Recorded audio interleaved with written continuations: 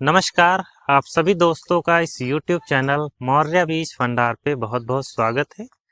दोस्तों, आज इस वीडियो के माध्यम से हम बात करेंगे डंपिंग ऑफ यानी आर्द्र गलन रोग के बारे में। और खासकर ये वीडियो उन किसान भाइयों के लिए है जो नर्सरी तैयार करते हैं। नर्सरी वो किसी भी वैरायटी की हो सकती है, चाहे वो शिमला मिर्च हो, बैंगन हो, लौकी, तुरई, कद्दू, करेला, खीरा, ककड़ी, खरबूजा, ऐसी कोई भी प्रकार की नर्सरी होती है तो उसमें डंपिंग ऑफ की शिकायत हमें देखने को मिलती ही मिलती है। स्पेशली अगर हम डंपिंग ऑफ की बात करें तो बहुत सारे फंगस इसके जिम्मेदार होते हैं, लेकिन नर्सरी में हमें 3 वैरायटियां ज्यादा देखने को मिलती हैं। इसमें सबसे घातक होता है डंपिंग ऑफ पिथियम, और दूसरा है दोस्तों डंपिंग ऑफ राइजोक्टोनिया, और तीसरा है डंपिंग ऑफ फाइटोप्थोरा। देखिए, जो फाइटोप्थोरा डंपिंग होती है वो नर्सरी में बेसिकली कम देखने को मिलती है, लेकिन जब पौधा बड़ा हो जाता है तो फाइटोप्थोरा फंगस जो है हमें ज्यादा दिखाई देती है। तो डंपिंग ऑफ पिथियम क्या होता है और डंपिंग ऑफ राइजोक्टोनिया क्या होती है, और किस प्रकार से हम इसको फसल में समझें और कैसे इलाज करें। देखिए, मार्केट में तरह तरह की दवाइयां किसान भाई डंपिंग ऑफ को कंट्रोल करने के लिए डालते रहते हैं।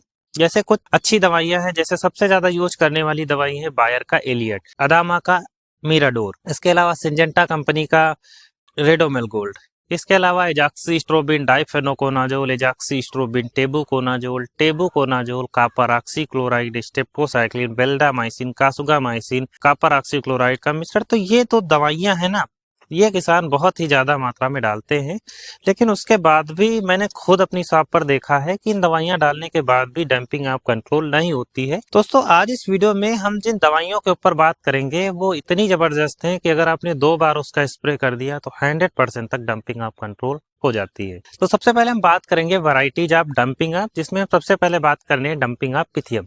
देखिए, जो पिथियम प्रकार की डंपिंग होती है उसके पहचानने का जो सबसे बेस्ट तरीका होता है, उसमें नीचे का पोर्शन जो रूट पोर्शन होता है वो सही होता है, पत्तियों का सबसे ऊपरी भाग सही होता है, और बीच में जो तना होता है, तने के बीच वाला भाग जो है वो गल जाता है, फ्लोयम वाला भाग गल जाता है, और आपका जाइलम पोर्शन बचता है और वो पौधा गिर जाता है। तो इस प्रकार की डंपिंग काफी ज्यादा घातक होती है और लगभग 80% तक हमारी नर्सरी को ये खराब कर सकती है। दूसरी वैरायटी है डंपिंग ऑफ राइजोक्टोनिया। राइजोक्टोनिया की जब डंपिंग आती है तो ये स्पेशली मिट्टी से ही स्टार्टिंग होती है, इसके फंगस मिट्टी में ही पड़े रहते हैं।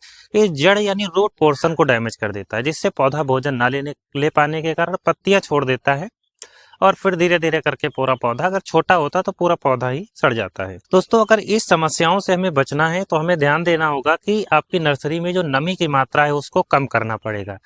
आपको पानी कम से कम देना है और बहुत ज्यादा पानी नहीं देना है। अगर बारिश होती है तो आप उसके ऊपर कुछ बना के रखें, कुछ स्थान के रखें, जिससे कि पानी नर्सरी में ना जाने पाए। ऐसे स्थान पर नर्सरी को ना बोए जहां पर पानी परसेंटेज यानी जो नमी है वो ज्यादा रहती हो। दोस्तों, अब हम बात करेंगे कि कौन सी दवाइयों का इस्तेमाल करें इसमें। सबसे पहले हम बात करेंगे कि कौन सी दवाइयां इसमें ले तो सबसे बेस्ट रिजल्ट देगी। देखिए, मेरे हिसाब से दोस्तों एफएस टेक्निकल की जो दवाइयां होती हैं वो डंपिंग ऑफ में सबसे अच्छे रिजल्ट देती हैं।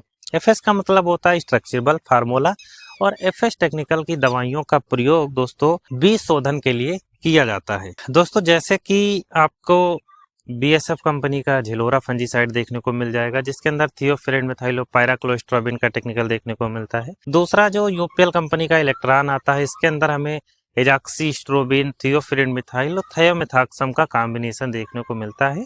तो इलेक्ट्रॉन अपने आप में बहुत ही अच्छा फंजीसाइड है, और नर्सरी में इसके डोज हमें 2 ml प्रति लीटर के हिसाब से लेना चाहिए। दोस्तों, इसके साथ अगर हम एक कॉन्टेक्ट और बैक्टीरिसाइड लेते हैं तो और भी जबरदस्त रिजल्ट मिलते हैं। जैसे कि आप धानुका कंपनी का कोनिका ले सकते हो।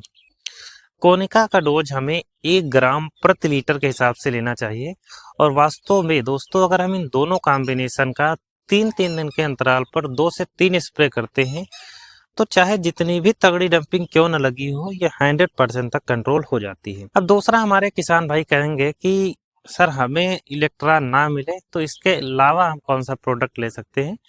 तो इसके अलावा हम दोस्तों बीएसएफ कंपनी का झिलोरा फंजीसाइड ले सकते हैं 2 ml प्रति लीटर के हिसाब से, और इसके साथ हम दोस्तों कॉपर ऑक्सीक्लोराइड 1 ग्राम प्रति लीटर के हिसाब से मिक्स कर सकते हैं, या फिर हम धानुका कंपनी का कोनिका 1 ग्राम प्रति लीटर के हिसाब से इसमें मिक्स कर सकते हैं। हमें सबसे अच्छे रिजल्ट देखने को मिल जाएंगे।